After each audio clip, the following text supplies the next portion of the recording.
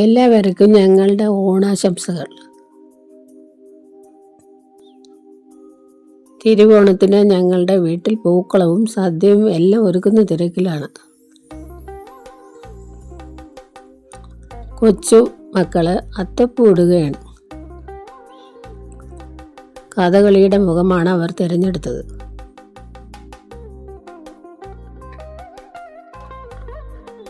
കാലം മാറി, ഇനി ഇതിനൊന്നും ആർക്കും സമയമില്ല.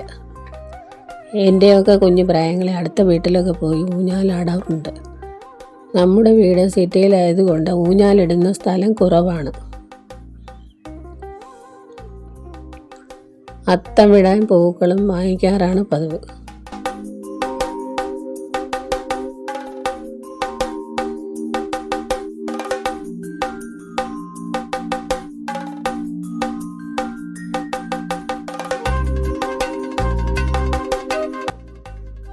ഇനി സദ്യയുടെ കാര്യമാണ്.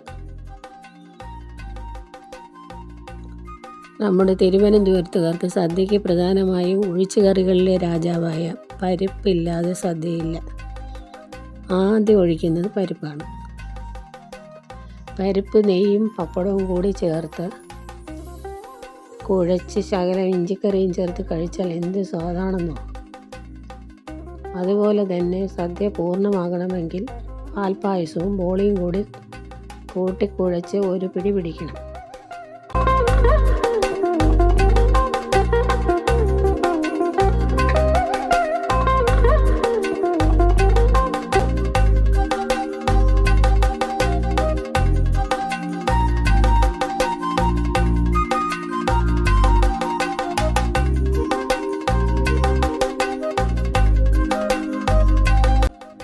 ബോളി കഴിക്കാത്തവരുണ്ടെങ്കിൽ അത് കഴിച്ച് നോക്കണം കേട്ടോ.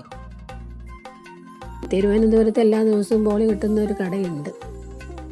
പുളിയും എരിയും മധുരവും എല്ലാം കൂടി കഴിയുമ്പോൾ തന്നെ ഒരു സദ്യ പൂർണ്ണമാകും.